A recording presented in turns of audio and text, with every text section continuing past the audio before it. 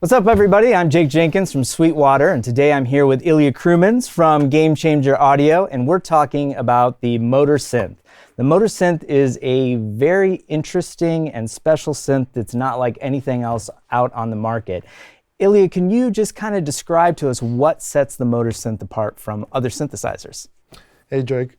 So I don't know where to begin, really, but the Motor Synth, as the name implies, it harnesses the power of 8 brushless DC electromotors to create sound, basically using the motors as electromechanical oscillators. So, you know, if the standard categories are analog synth and then digital synth, then we decided to go with mechanical synth. Right, and then these are the motors up here that folks can see, and then they have these like optical discs on them, right? That's correct, yeah. And can you kind of explain how that works for the audience? Yeah, of course. So yeah, as I said, harnessing the power of motors, the first, the obvious kind of solution that we started, that got us thinking about this, was to use electromagnetic pickups next to the rotating coils inside of each motor. That is kind of, that's the electromagnetic induction. It was the principle, how the sound is created. It's kind of similar to a guitar pickup. So the moving string gets picked up by the pickup. Here the rotating coils in the motor also get picked up by small pickups that are placed next to each individual motor. And that little M symbol here, the M wave, is what that stands for. Is the electromagnetic signal and that's the most like motor metallic sounding one, the most unique one supposedly. But we wanted to also stretch the synth engine's kind of stretch the kind of capabilities, the sounds that it can make, exactly. So what we did is we sort of developed a form of kind of optical Waveshape synthesis, which in very simple terms means that we're using a reflective rotating surface, which is the set of discs here, and each one of those discs has a 3 kind of optical kind of circular patterns printed on the underside of it. That as the motors rotate, they rotate along, and those patterns are scanned by a set of infrared optical emitter and optical receiver. So that is the principle of how optical wave shapes are created. So let's say a square wave is, in so many terms, is just on off signal, but in but up to audio rate.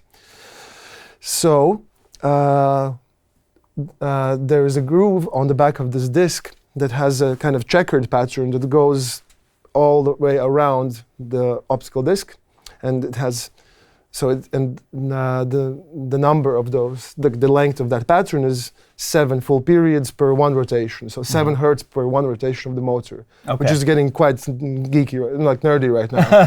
But okay, basically, but a super low, super long wavelength. Exactly. Yeah. So what you get is, as the disc starts moving, the infrared optical receiver, like either gets a signal, a reflection, or no reflection, as the dark segment passes over the emitter.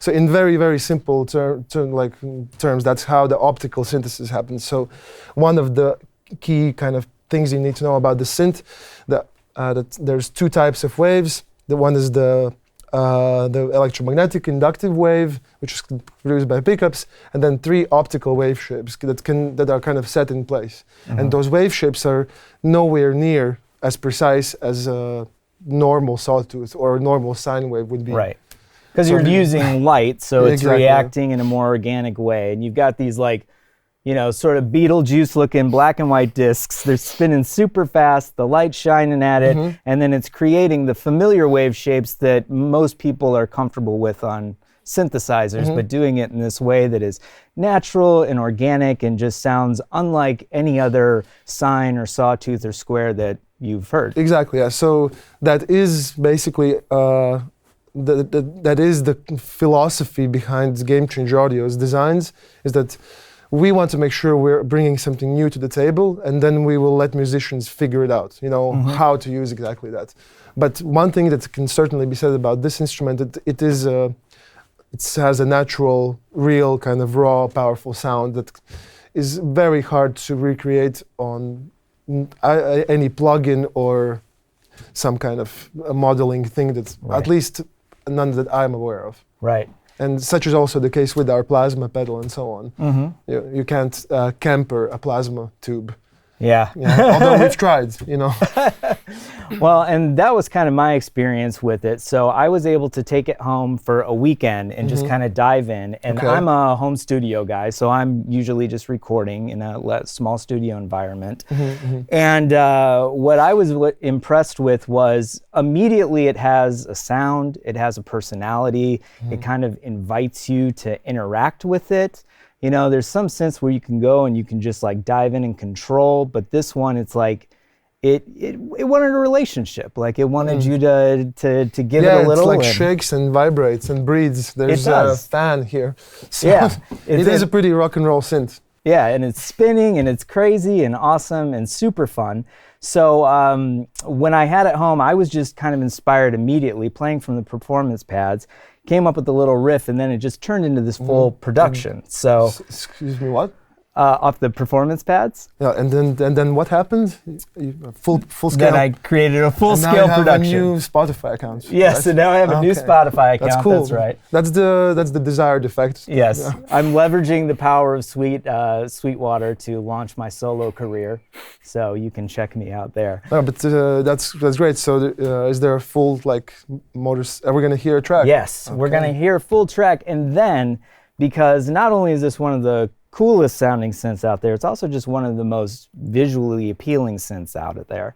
We decided to shoot a music video to accompany it, and all of the B-roll that you guys are going to see is taken from the Motorsynth in the video. So it's just a whole art piece dedicated to this awesome synth that you guys created. Thank you so much. I can't wait to see it. All right, let's check it out. All right. Nice. Is that you? That's me. Okay. Yep. Yeah, I raided your closet. I thought, okay. It looks familiar. Nice. This kind of a musical unboxing therapy. Yes, exactly.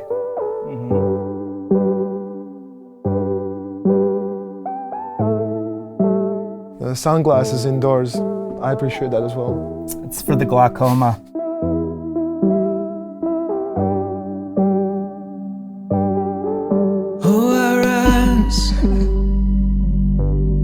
Face down a calling storm,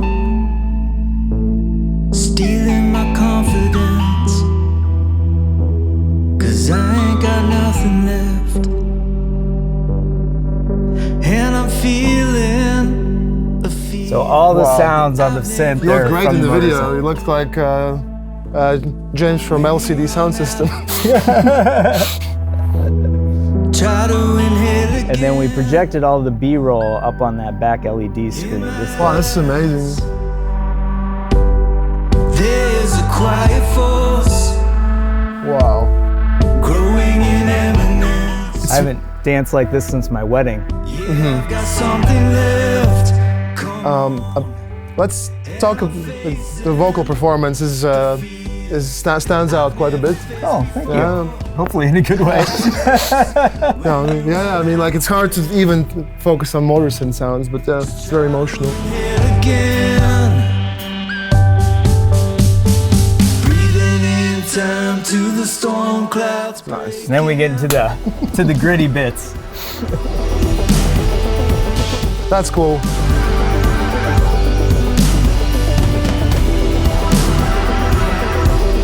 Then the moves, you've got them, man. Thank you. I appreciate that. That was like 9 o'clock in the morning, too. This is early morning moves. Okay. It's amazing what a Pop-Tart can do in terms of energy level.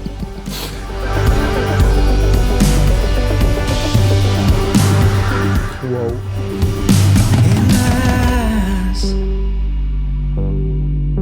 I mean, can we have a round of applause? This is amazing, man. Thank you. Appreciate it. Is there going to be a solo now, a Motorsynth solo? There's going to be a big Motorsynth crescendo coming. We got some arpeggios. This is quite flattering, and I have to say, it's emotional. Oh, thanks. I guess when you run out of breath. I love that you're using mostly the softer sounds. It's because this thing can go really heavy and like that, but it doesn't have to. Yeah, that's what I really enjoyed and was surprised too. Like you can hear that interplay of those super crunchy sounds in here with the kind of soft, almost like FM-ish bell sounds. It just meshes together so well. But doesn't become one note, which some synths can if you layer them too many times. This is very good. I did not expect to see something like this ever in my life. Like I've been looking at this synth for a long time, so you really kind of did something special. I appreciate that. It's a very special synth. Nice arpeggio.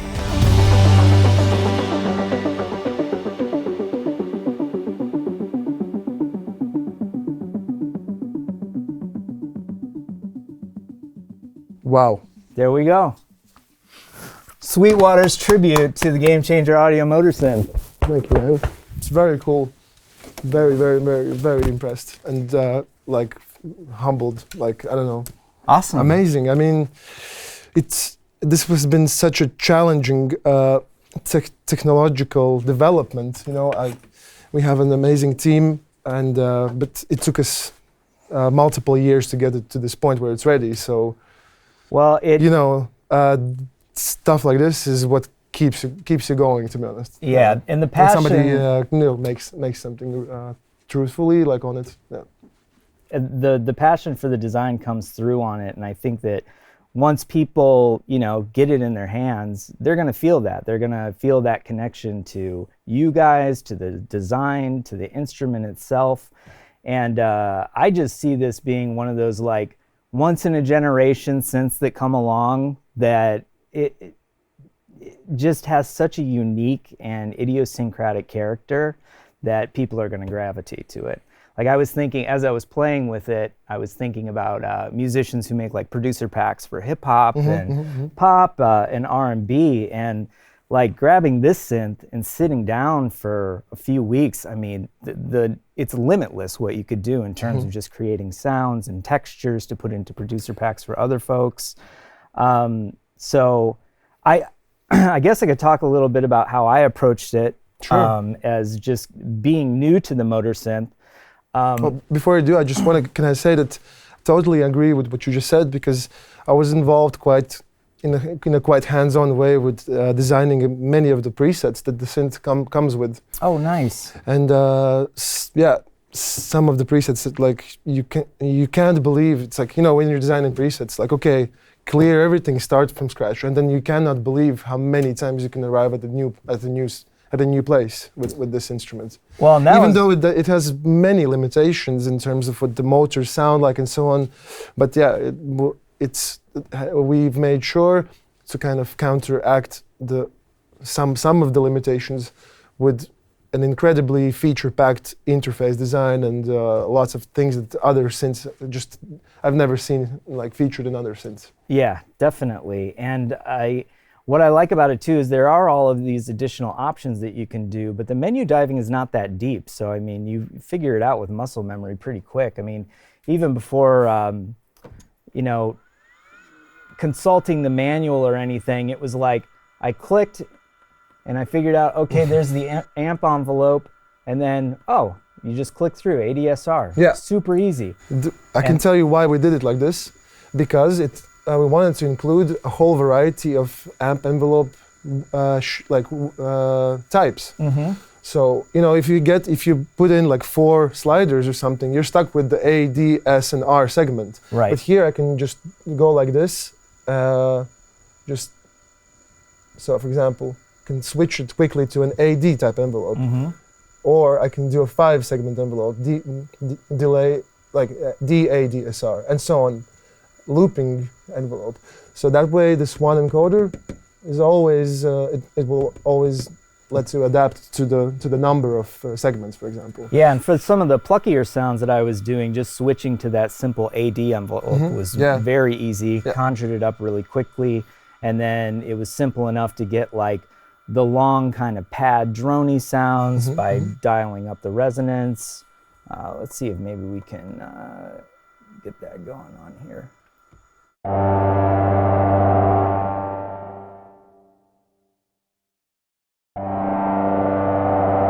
Turn it down, we've just got that on. So we got that nice rise that people would be familiar with, and then cranking up the resonance. We can hear it climb through there. And for me, as a user of traditional synths, this felt really familiar, and then I was into it right away. But then I was being greeted with this sound that was unlike any other thing that I have sitting in my studio, which was really fun. And then one of the things that I really loved about this was the M wave here, the motor wave sounds absolutely incredible. Yeah, that is as I said, that was the initial kind of idea. Like, to be completely honest, sometimes that's how the creative process works. Like, the pleasure you get to just take a mechanical drill and put it next to a guitar pickup. Yeah. And that's its old rock and roll stage trick. So. And then was like, yeah, that's cool. Let's make music out of that. So people can kind of hear, turn up both together. I mean, that is just, we got the drive going.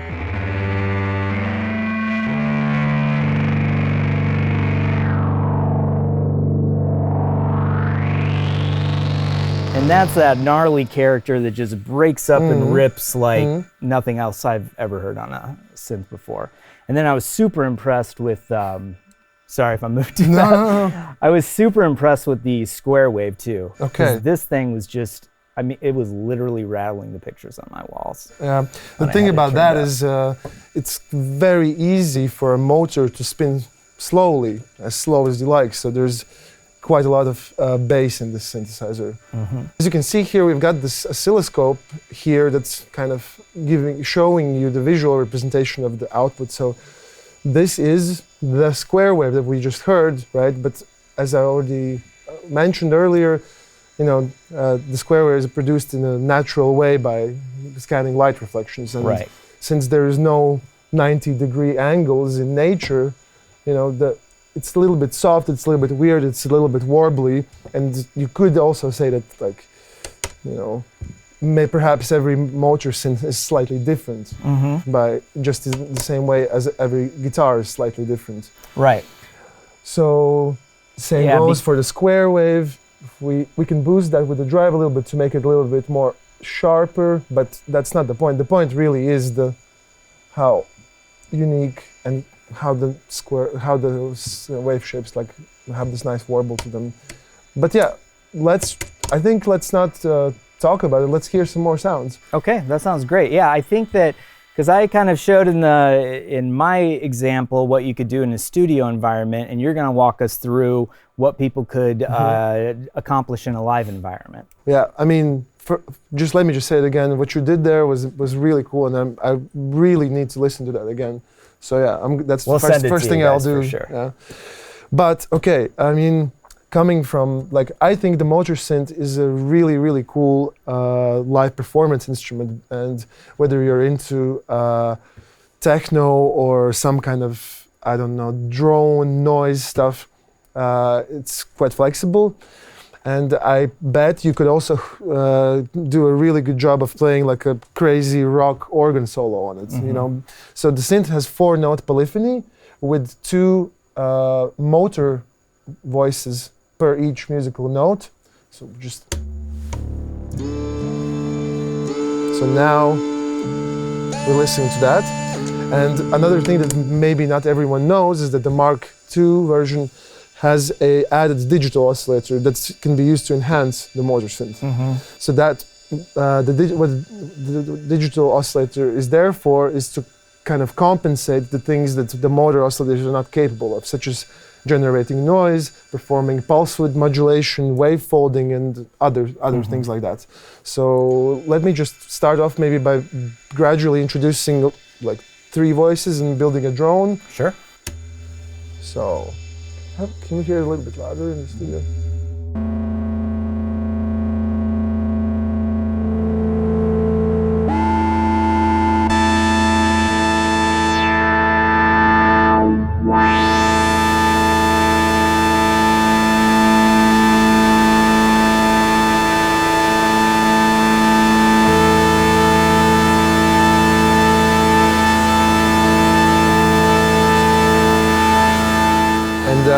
So, since we wanted to talk about live performance stuff, capabilities, so the first thing I'll show off is the super powerful motion record section. So the synth offers 8 lanes of motion record that can be recorded either in a like off the BPM. Or that can be recorded and quantized to a BPM or quantized to the length of the pattern in this built-in sequencer. But let's just record it freely and let's just see how much stuff we can do by motion recording these two latched notes.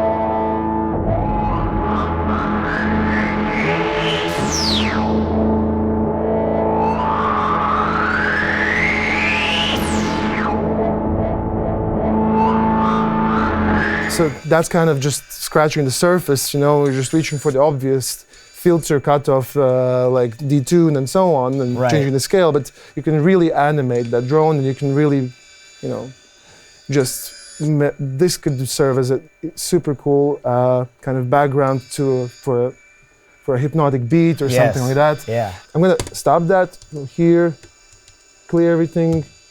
Also, you can mute each slot individually. So that's one thing.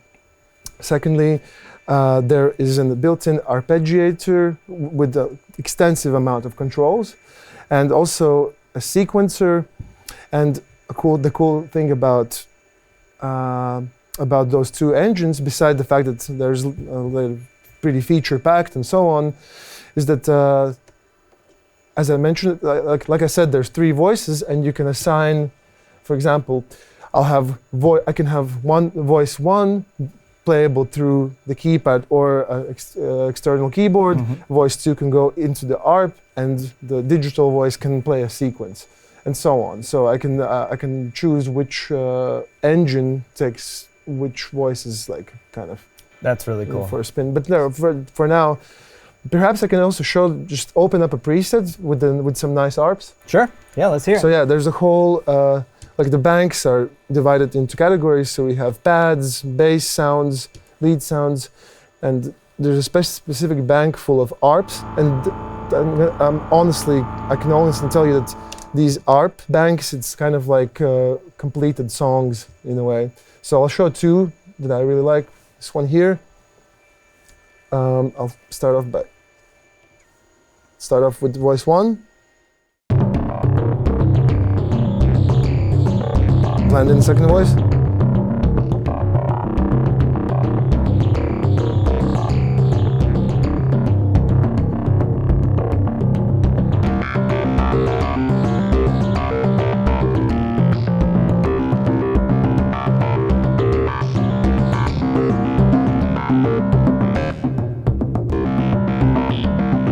It's so sick, dude. It sounds so good.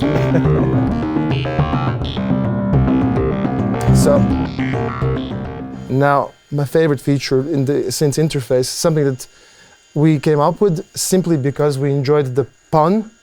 So there is a button called clutch and it's a performance tool that we haven't seen in other synths. But motors, synth, clutch. Right. But the clutch is a valuable tool for creating drops. So basically, can use it as a temporary parameter editing buffer, where like I hold the clutch, change anything, like as many settings as I want on the synth, but I won't hear any changes until I release it. So.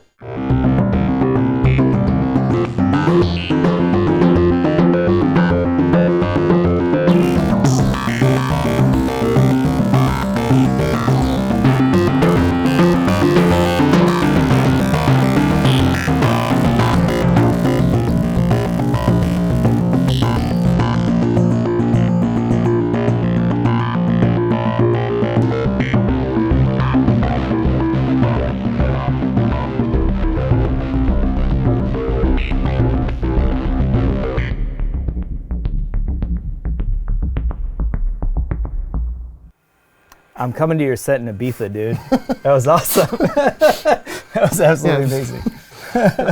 Put you on the list. Thanks, I appreciate that. All right. So those are two features. We won't be able to cover the sequencer, but it's a lot of features there. And another thing maybe that is a massive difference, for example, from the Mark I version, which is also a question that must be on some people's minds. Well, how is this different from the Mark I? I can quickly say that there are many improvements in the synth, including like second filter. So now each voice has its own filter. The digital voice is a big add-on. A lot of small but important interface changes have occurred. But one of the most massive upgrades is that there are 3 modulation modulation slots, and now in the Mark II version, each mod slot can be assigned to pretty much any parameter on the synthesizer. So let's do something extremely basic at first. So I'm going to assign, to clear everything, I'm going to assign modulator 1 to the filter cutoff frequency, and then I'll do something crazy. So let's start off with that. So latch is on, let's have some notes.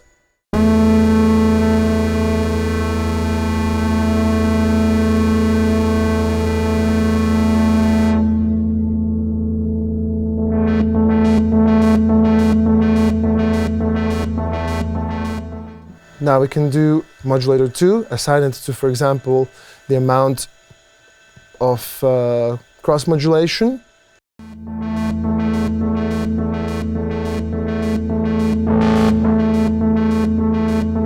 That's done. You can also adjust the cross mod engine.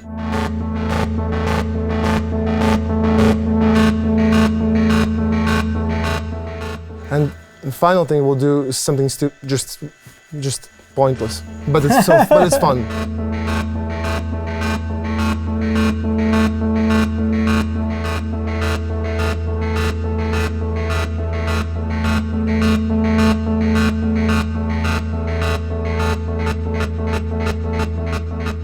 So we just did assign the modulator to the master BPM of the project of the whole synth right now. Yeah.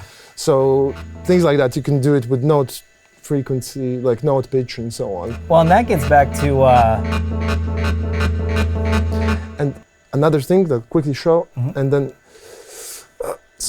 the modulators are extremely flexible, and you can shape them in a lot of ways. Let me just show you what you can do with Mod 3 that's doing the master tempo.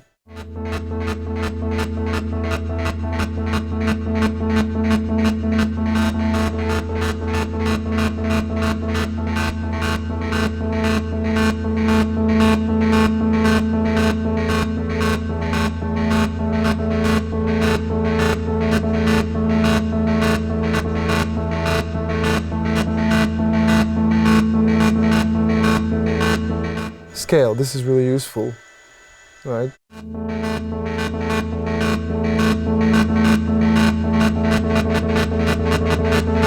So you can pretty much draw any type, like a lot of different types of mod shapes and so on, and you can, and also the same interface that we had for the amp envelope, we also have that for the filter envelope, which is another story, but like each one of the modulators can also has its own fully adjustable multi-mode envelope generator.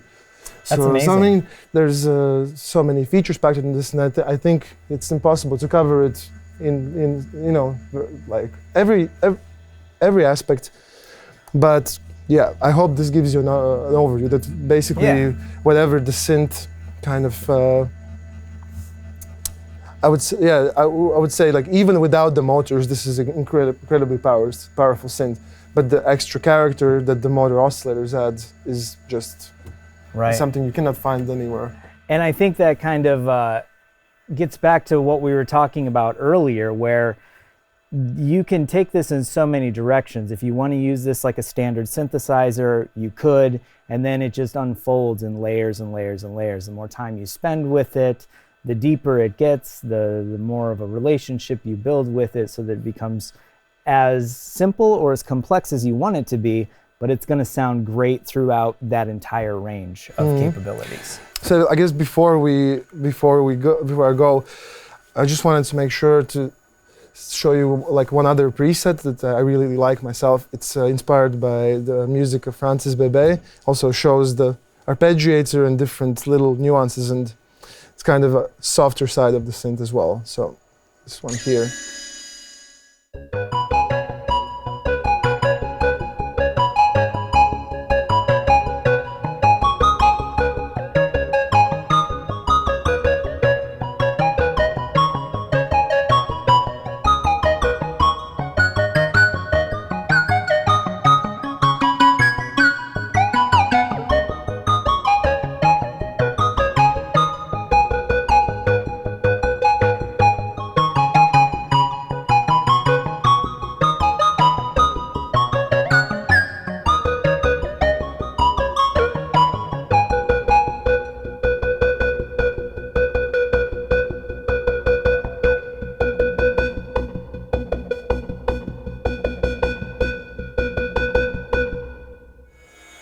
Awesome. That sounds great.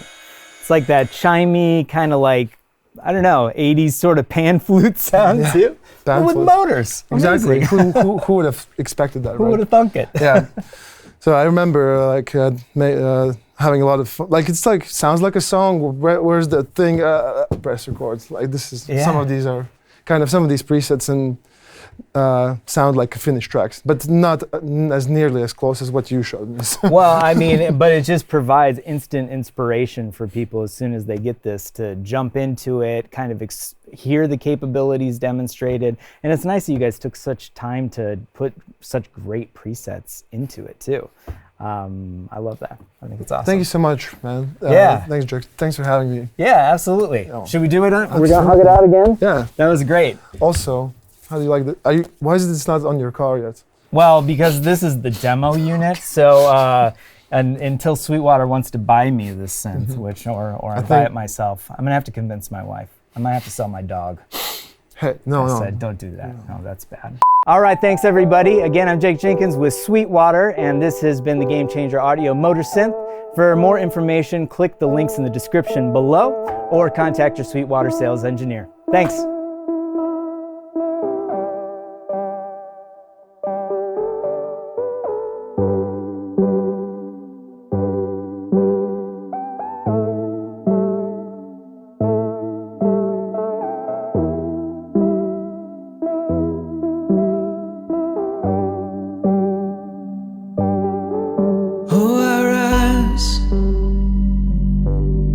Face down a calming storm,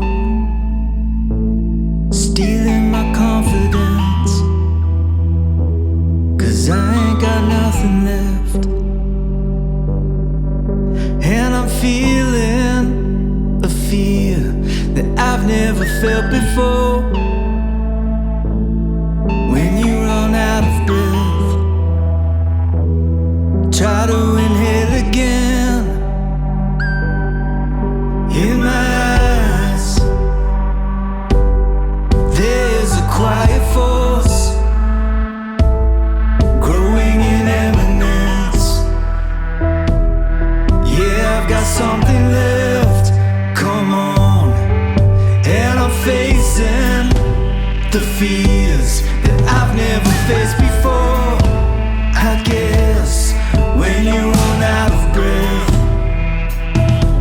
just try to inhale again.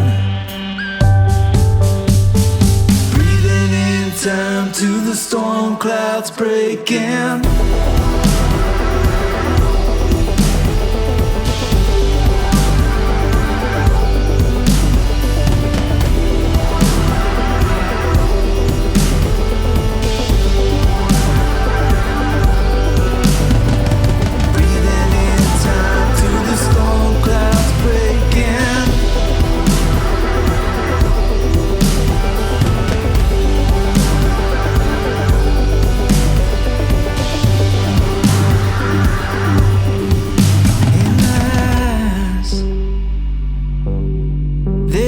Quiet force